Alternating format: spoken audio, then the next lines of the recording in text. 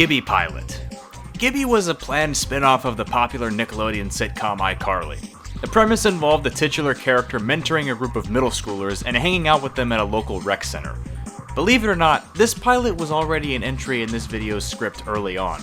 So early, in fact, that it became found during the production of this video. For a while, only a few screenshots, production stills, and pages of the pilot script were found.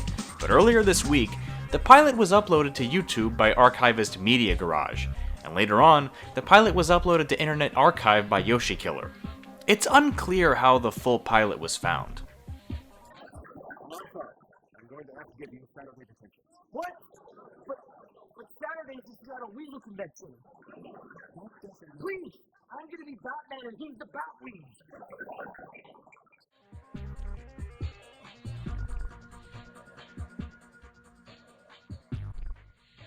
The complete and utter history of Britain.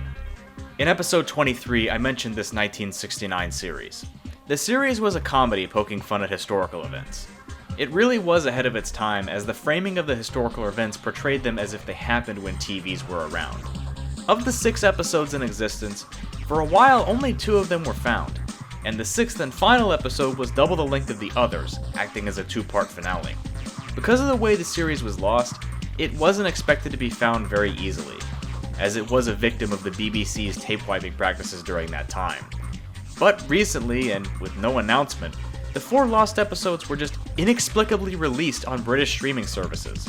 So now, fans will finally be able to enjoy this series in its entirety.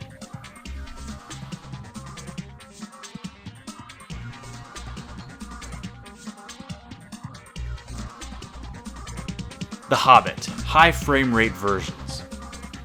Everyone knows about the prequel movie series The Hobbit, as well as the first book on which the films were based. But few know about the original plans for the first film in the series.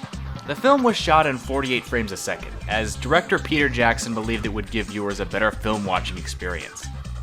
Most films are shot and released in half the frame rate Jackson planned for The Hobbit, meaning it would have certainly been an outlier, especially at the time.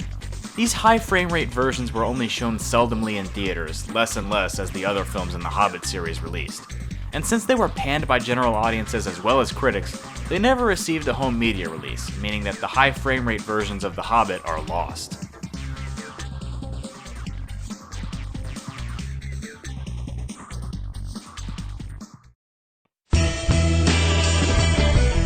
Ladies and gentlemen, this is a robbery.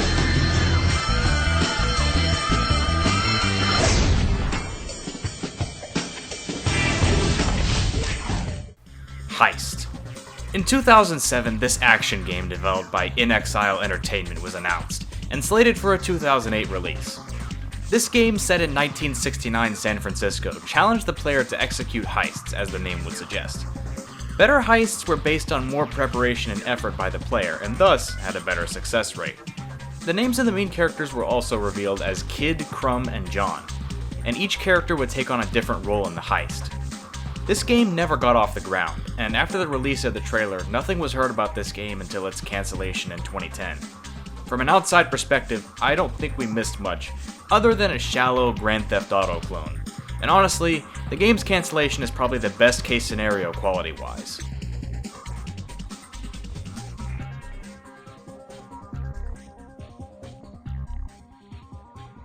Sabel Redemption. This was a Mexican animated film set to release in 2009, and it was noteworthy for being one of, if not the first adult animated film to release in Mexico. According to the wiki, the plot is as follows.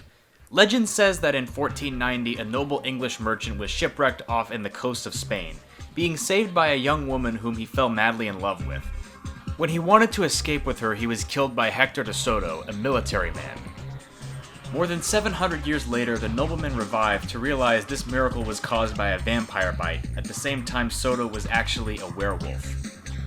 Yeah, that was certainly a mouthful. A very complicated plot for a late 2000s adult animation. This film and its complicated plot were completely finished in 2009 and ready for release, but distributors wouldn't distribute the film because it was considered too inappropriate. Even the creator himself has said he wishes the film would get a release, but so far, that hasn't happened yet.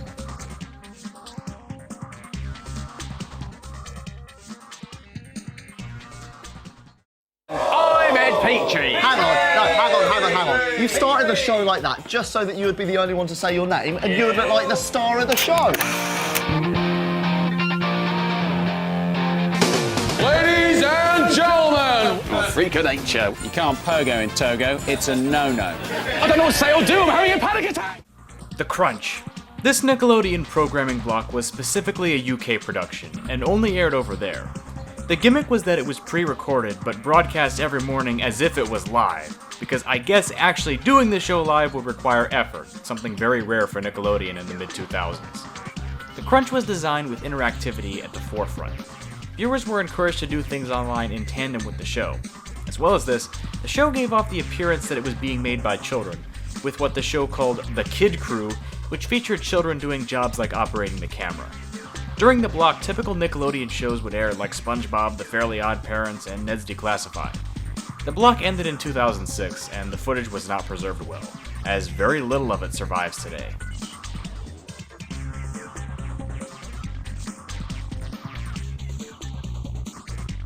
Evander Holyfield Championship Boxing.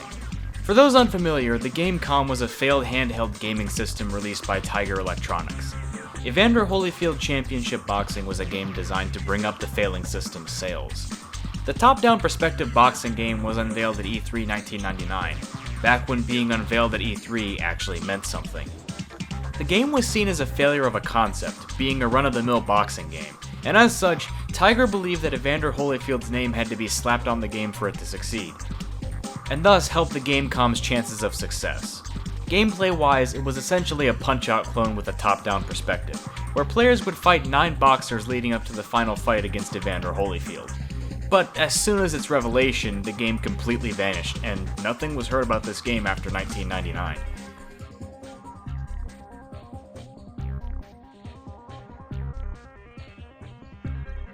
Chronicles of Rickroll. In an Alice in Wonderland type story, The Chronicles of Rickroll is about a man who must save, in the words of the wiki, the love of his life after they're both sucked into the internet. On top of being a rather generic story, the film was also managed horribly. The film reportedly had a budget of about $60 million, which is quite odd when considering the director started an Indiegogo campaign asking for $100,000 and only got 1% of that. The film was expected to be released until 2013 and 14 came and went with no release. Production just fell flat, and there's speculation on why the film was never released. This ranges from the jokes being outdated by the time the film would have released to lack of distribution.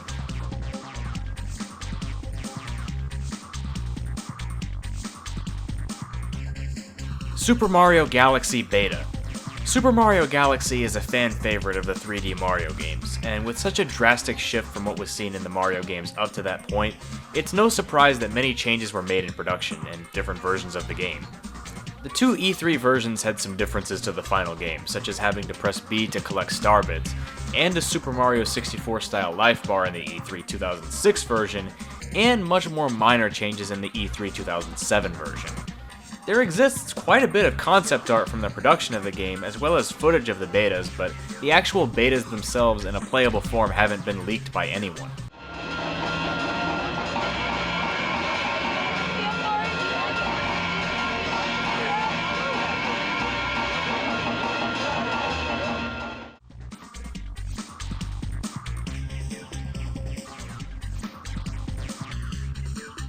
Out of Jimmy's Head.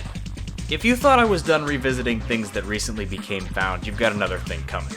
This is the 4th time I've talked about this show on my channel. In episode 2 of my Lost Media series, I mentioned how a lot of the English versions of about half the episodes were missing. For those that aren't up to speed, the show centers on a kid named Jimmy who gets brain damage at a theme park, and thus gets a brain transplant, and now has this universe's equivalent of Walt Disney's brain inside his head. And now, he constantly sees and hears cartoon characters that no one else can see. This was the concept of Cartoon Network's first ever live action series, and one of its worst, as I mentioned in my worst Cartoon Network shows video.